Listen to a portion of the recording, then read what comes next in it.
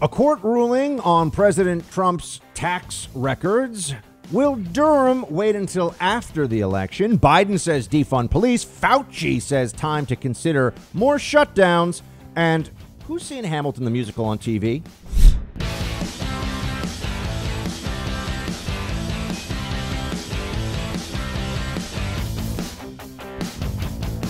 Welcome to the Buck Sexton Show, everybody. A pleasure, a privilege, an honor to have you with me as always. The biggest story today is going to be, of course, this Supreme Court decision that came down 7-2. That's not as important, not as definitive as some people would like it to be.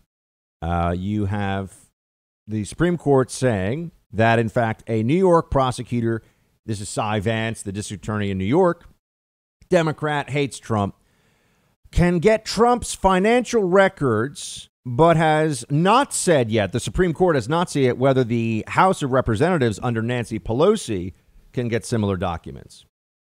Now let's understand first what is going on here, and then we can speak a bit more about the specifics of what is at issue. The law has been abused in every way possible, at every stage possible, by Democrats in this process of going after Donald Trump. That's the real goal. Whether we're talking about using the Logan Act to go after General Flynn, been a couple of hundred years, nobody's actually been prosecuted, but let's pretend that we may actually prosecute him.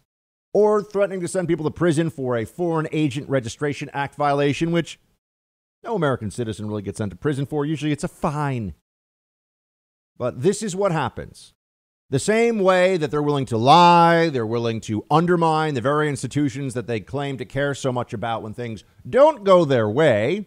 Let's pack the Supreme Court. Let's get rid of the Electoral College. Let's defund the police. They have no principles to protect. They're only looking to pursue power. And sure enough, here we have another example of that, right? We can just look at the special prosecutor used against Donald Trump, the Mueller probe, the use of the impeachment process against Trump, which was absolutely absurd. And we've basically forgotten. It was so stupid and so reckless that we don't even really remember it. We're like, what? They impeached the president?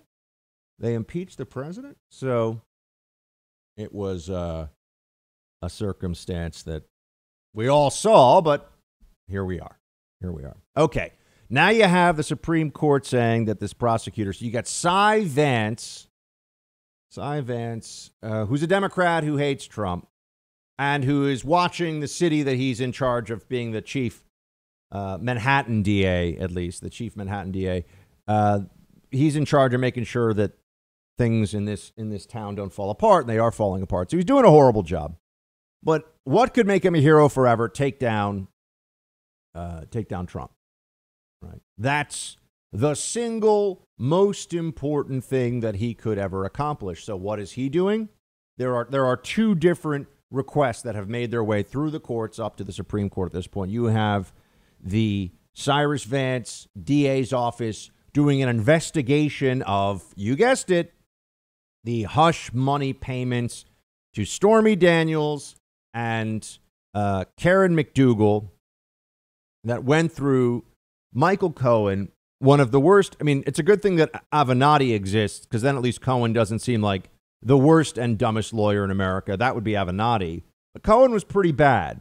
And this goes to the president sometimes has very poor judgment about the people that he keeps close at hand. He just does. And he's now admitted that. So anyone who writes me, no, Buck, it's 8D chess. No, the president says I don't think he's about to say, yeah, Omarosa was a great choice to put in the White House, right? Michael Cohen was a great choice to put in the White House. So there have been some real big misses on that. But here's what happened. You have the hush money payment, so they want to go after Trump's tax records. This is a state issue now. One of the reasons the Democrats love that so much is they think of how you can't pardon people for state crimes if you're the president. State crimes are outside the jurisdiction of the federal pardon power. So they get very excited about that. No one's really figured out, and can the president pardon himself? I mean, we get into all these very academic, although perhaps less so in the future, legal discussions. So it seems that now the Supreme Court has said, okay, the president's claim, this is what his legal team was claiming, that he can just reject subpoenas of records, that he cannot be brought into a proceeding, a criminal proceeding. He can't be brought into a civil proceeding like this, or a criminal proceeding, is not valid. So the administration, or at least the people representing Trump in this instance, I think, well, they asserted a very broad and sweeping privilege, and it has been denied by 7-2 by the Supreme Court. So that's one part of this. So it looks like now they're going to have to see if they can get access, or rather they're going to see what they do once they get access to Trump's records, tax records to the Manhattan District Attorney's Office. Remember, the federal government already has Trump's taxes. The IRS already has them. So I'm always fascinated by this theory that there's going to be some big page on Trump's taxes that's like Putin payments or something. It's just not going to happen. Nancy Pelosi went on television today and say that this was about Trump hiding a secret relationship with Russia. So that's crazy. But sure enough, the Democrat base gets fired up by it. They like this idea. And it doesn't matter that it's reckless. It doesn't matter that it's absurd. Nancy Pelosi is going to go for it. All right. So you have the Cy Vance thing, and then you have Congress, which, as we know, unfortunately, the House of Representatives is a Democrat majority. They have majorities to control the committees. And what have the committees decided? That they are going to try to get Trump's taxes as well. Trump's taxes has become this fixation of the left. And so the Supreme Court has sent that back down to lower courts. It does not seem that necessarily is a done deal yet either. That's not finished. So we shall see because they have to prove that they really need access to it, right? That's what they and the Democrats will say whatever they have to say, and all they need, unfortunately, is one judge who comes along to happen. So here, look, the president's going to raise subpoena. This is from the decision. Can raise subpoena-specific constitutional challenges in either a state or a federal forum. He can challenge a subpoena as an attempt to influence the performance of his official duties in violation of the Supremacy Clause, and he can argue that compliance with a particular subpoena would impede his constitutional duties. So he's going to say, okay, well, now let's fight this out in lower courts. So the blanket privilege does not apply, but now you still have to go issue by issue, and this probably will not be resolved before the election. So this is really just going to the Democrat obsession with seeing Trump's tax returns. And as I've told you, and I'm not just talking about the Rachel Maddow thing where she, got everybody all excited. Oh, we're going to finally see Trump's tax. No, they're not. No, they're not. I'm not just talking about that situation. I remember she had a couple of pages of it, and there was really nothing there. She drove up huge ratings that night. It's amazing anyone still watches Maddow. The whole thing was about Russia collusion for years, and there was no Russia collusion. But here's what this is really showing you.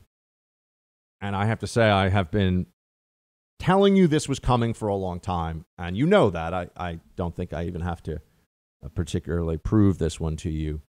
This is going to be everything, all of the above, to destroy Trump, right? Everything that they can pull together. This is the kitchen sink, stop Trump effort that we've all been expecting, which means you're going to see the resurrection of all the old anti-Trump narratives all at once. Remember, it was a very different 2016 election. They thought showing Trump was funny because he's so foolish and ridiculous. So they put him on TV and they figured, Hillary's got this.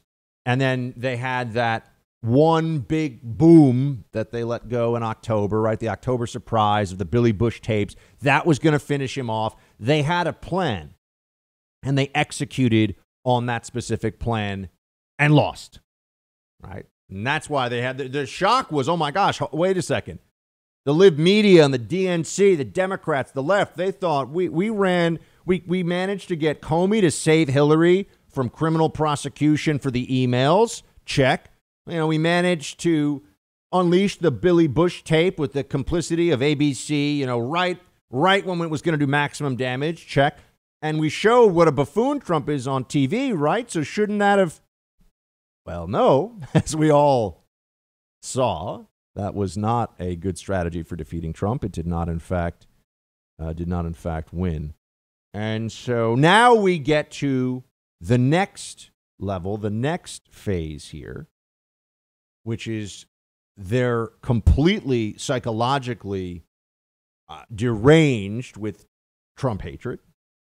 And they've suffered through, in their minds, 4 years of, he's a tyrant and all this. And they've tried so many ways to bring down this president. So many ways. The special counsel probe, that ridiculous impeachment.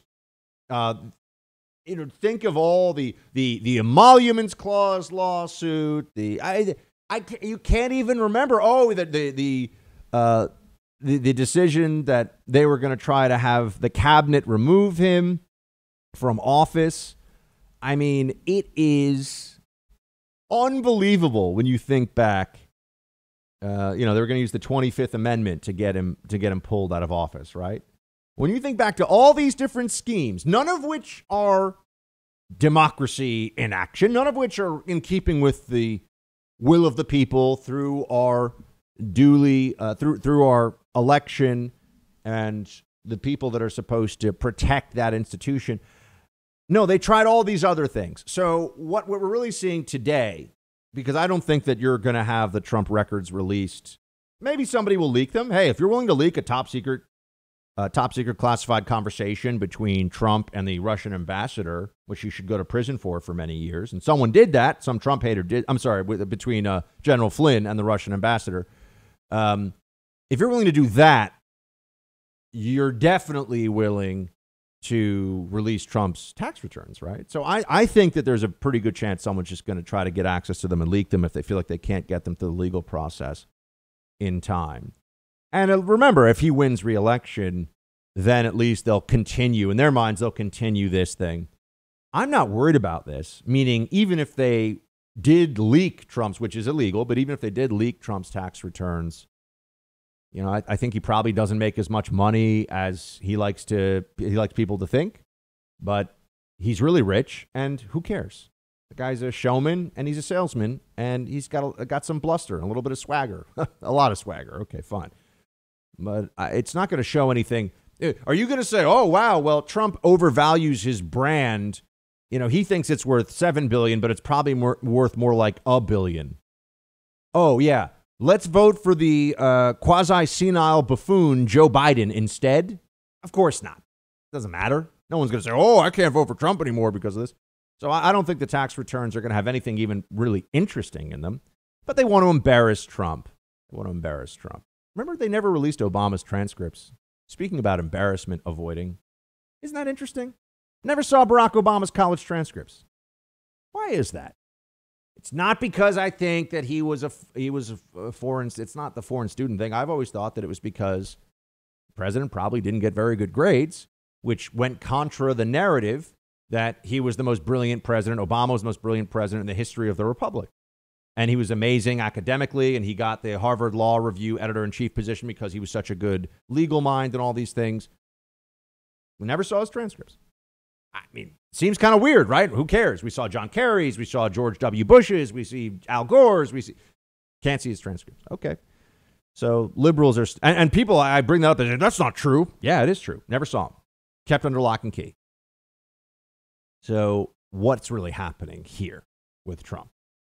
The resurrection of every anti-Trump narrative all together with the media. This is all hands on deck for them. Do everything they can. You're going to see Russia collusion stuff. You're going to see emoluments clause. You're going to see, pieces from the special counsel come back out. Things that were said in the 10 counts of possible obstruction.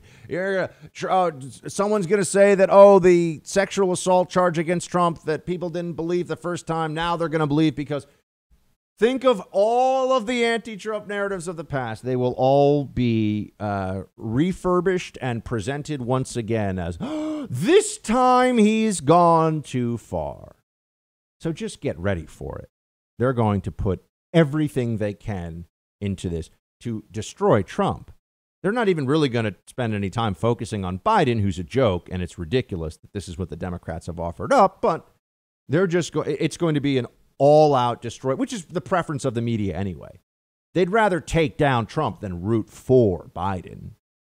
So be prepared for this. And every major media outlet that is not center-right, so from center is not really a lot of media, but every non-conservative media outlet in existence is going to be engaged in the all of the above, every way, every chance, destroy Trump campaign.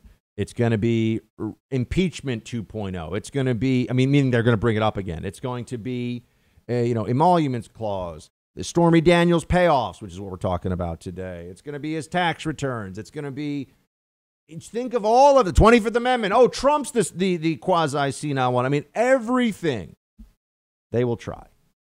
So we should know this right now because this is what we are up against if the president's going to win. This is what the president and his team are up against. I'm not sure they quite yet have fully heeded the wake-up call on that.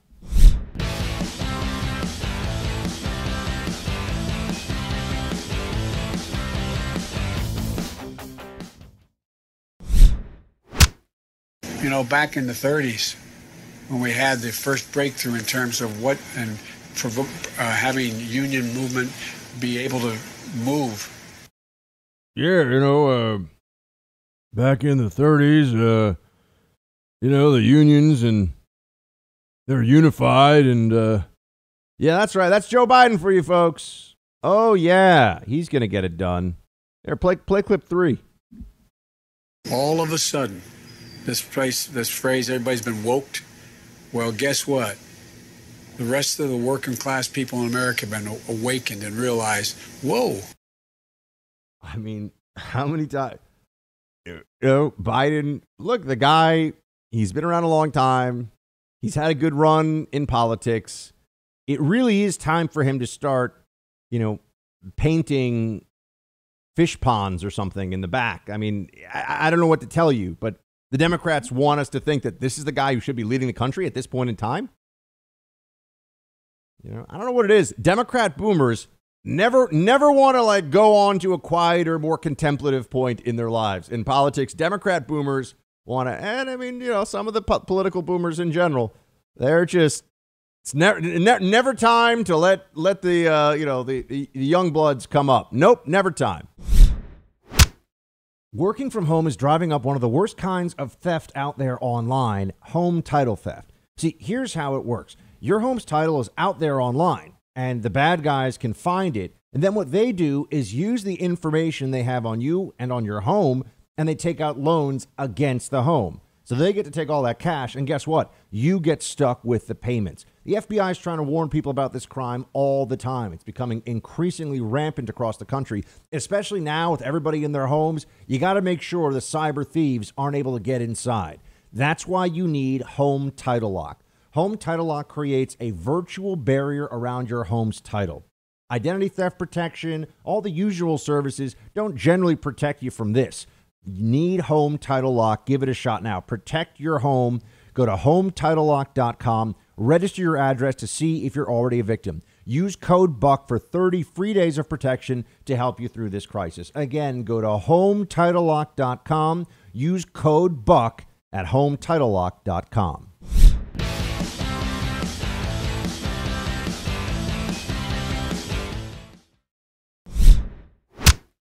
But all right, let's not just focus on Joe Biden saying, oh, yeah, there I am, and corn pop, and my legs, and the hair, and the blonde sun from the legs, and the blah, blah, blah.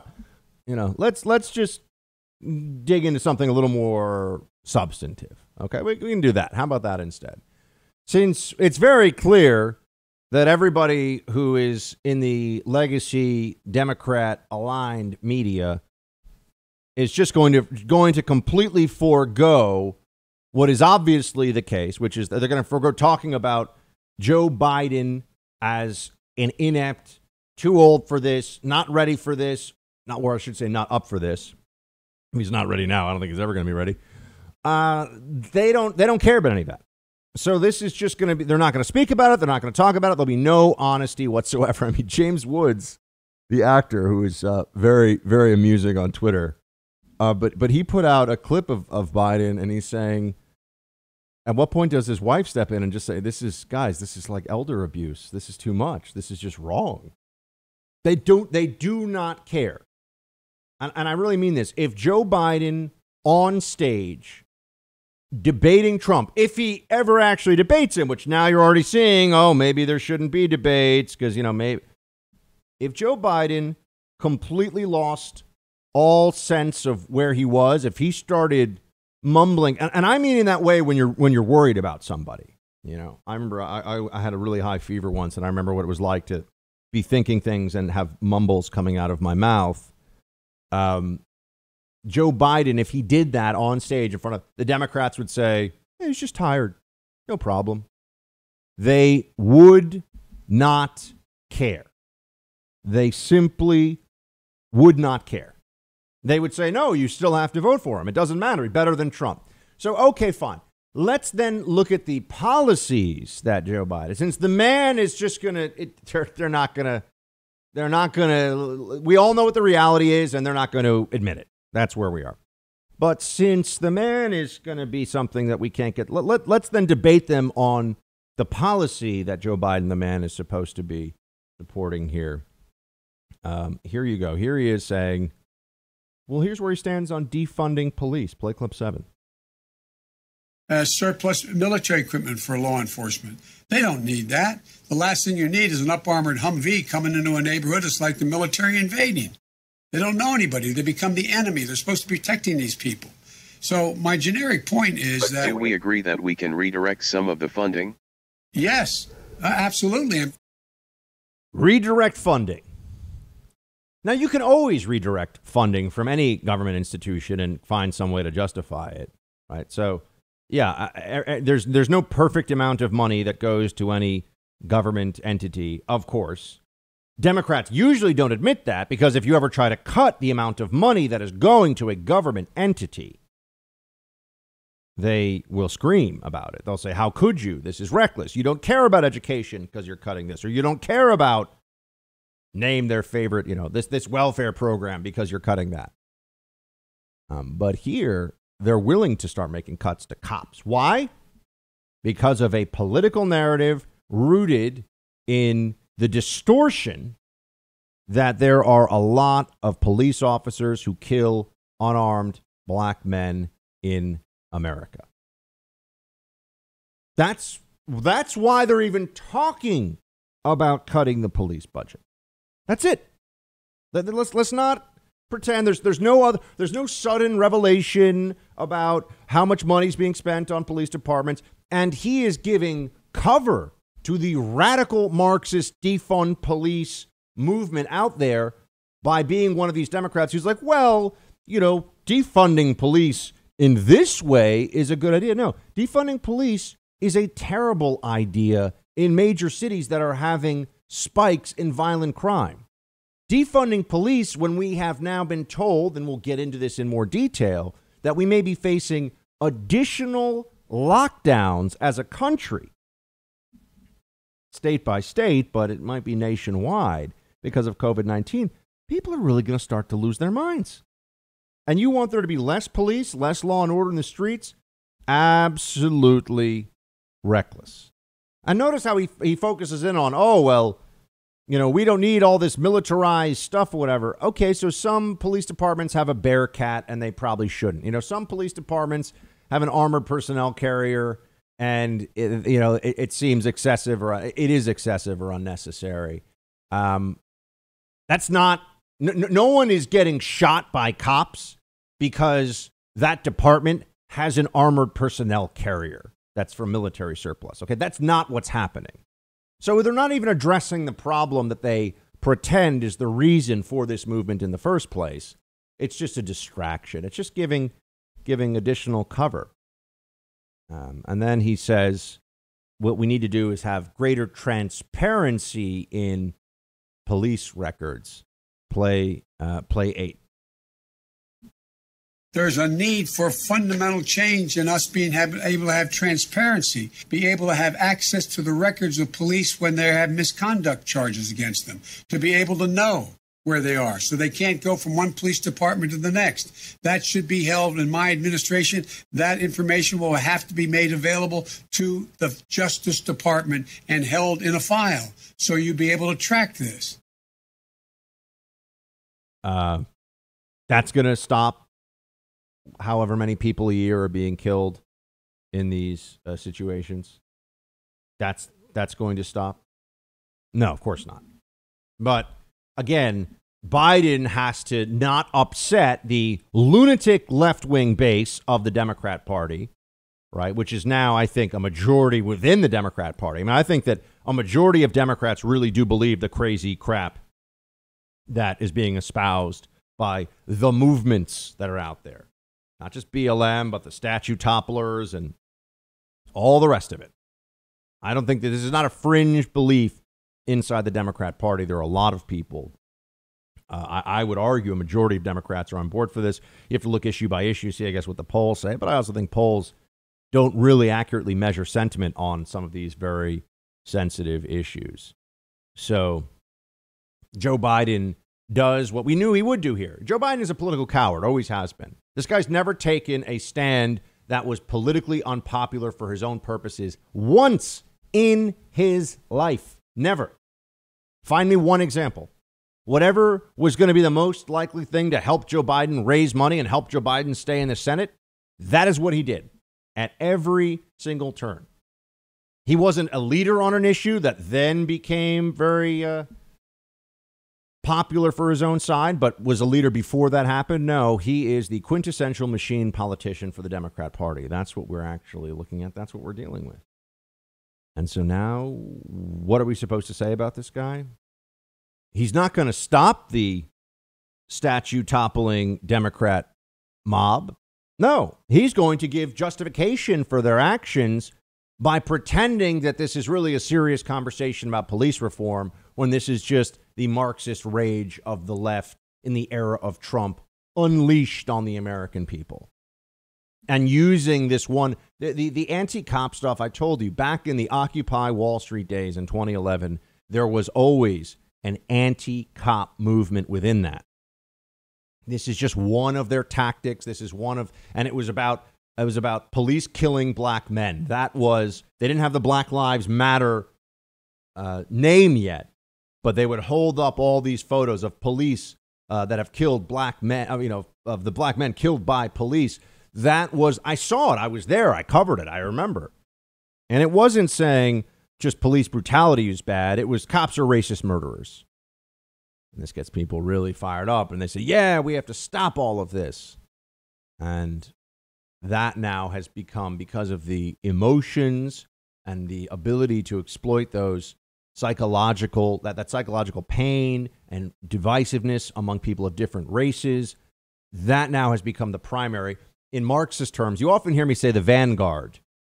Well, this is Lenin, actually. It's not really, well, it's Marx through Lenin. But Leninist vanguard, or Leninist terminology often referred to the vanguard of the Communist Party. And that's what now BLM has become for the radical left in this country. They are the vanguard. They're the ones that are in the forefront, pushing the agenda ahead of all others. So Biden, as the figurehead of all of this, as the puppet of the left, gets to be the guy that they say, no, he's not. Look, it's Biden. How scary can he be? He's been in politics for 40 years. Everything's going to be fine. Everything's going to be normal. We'll go back to normal if you give us Biden. Trump is the one that has made things all so unsettled and abnormal. Biden's not going to be that radical. Look at him. How could he be? He's a puppet. He'll do what they tell him to do. The legislation that appears before, especially the Democrats have both houses of Congress. The legislation will come from left-wing activist groups, and Biden will sign anything put in front of him. You know that. He's not going to veto anything that the left wants.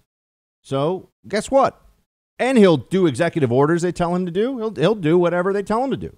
Because he doesn't have any principles. He doesn't have the intellectual firepower to push back. Or there's no Biden movement. He's just a part of the machine. A part of the machine that's going to be told to do what he's told. That's it.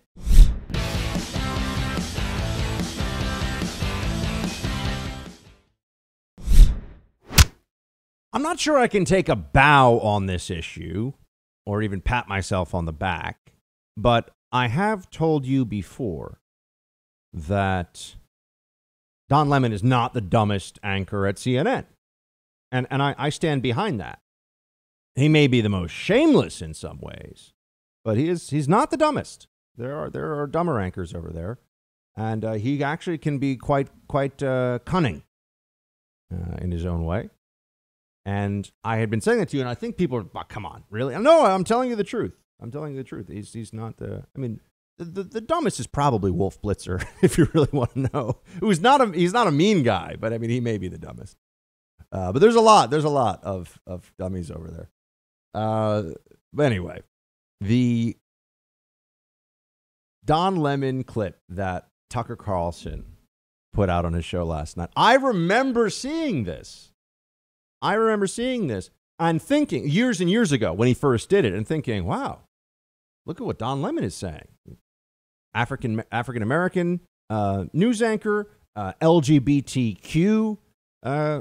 He's openly gay, and here's what he is saying about the black community back in, what was it, 2015? Now, I did see this the first time, the Hat Tip Tucker show. 2013.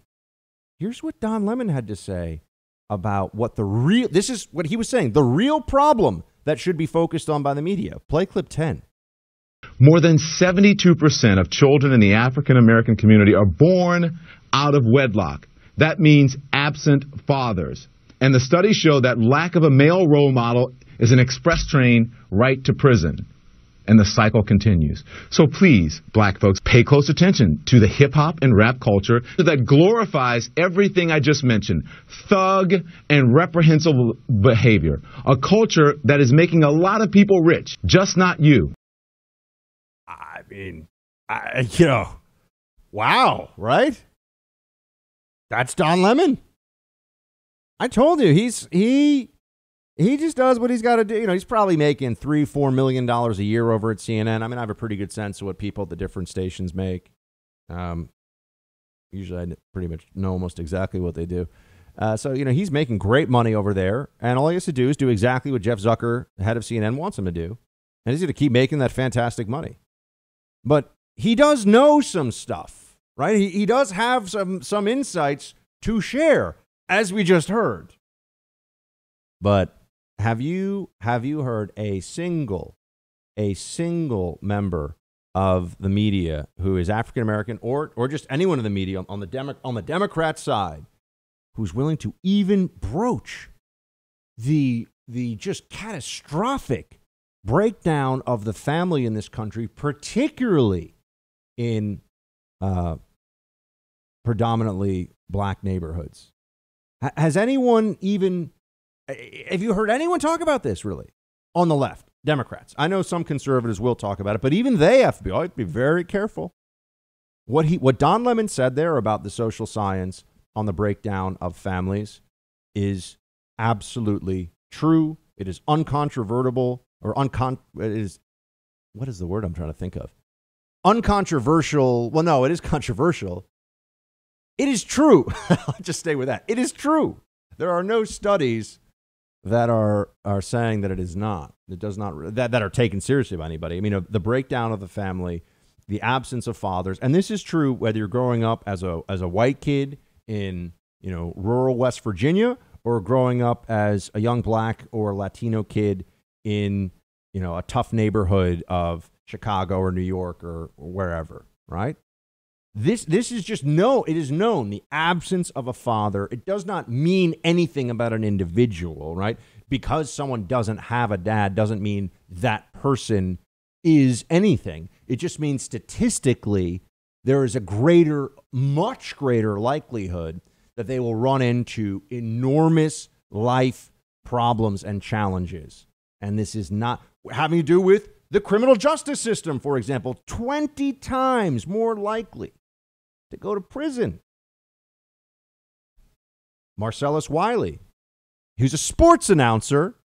So I don't know if he's a Democrat or not. I have no idea. So, but I'm answering my own question. I suppose Marcellus Wiley, I do remember seeing him in the last week or so also recite these statistics. And Marcellus Wiley says that his mission in life is to be a great dad and to be a great husband. And all of the social science that we know of that is worth a darn suggests that that mission for people across the country of all colors, backgrounds, racial background, religious creed, you name it, everything. For everyone in the country, that is a good. Marcellus Wiley's an ex-NFL player. I knew that, but that is a mission that we should all share. Our streets would be safer overall. Our children would grow up happier and healthier overall if everybody, everywhere across America, was devoted to having stable, secure families as the mission.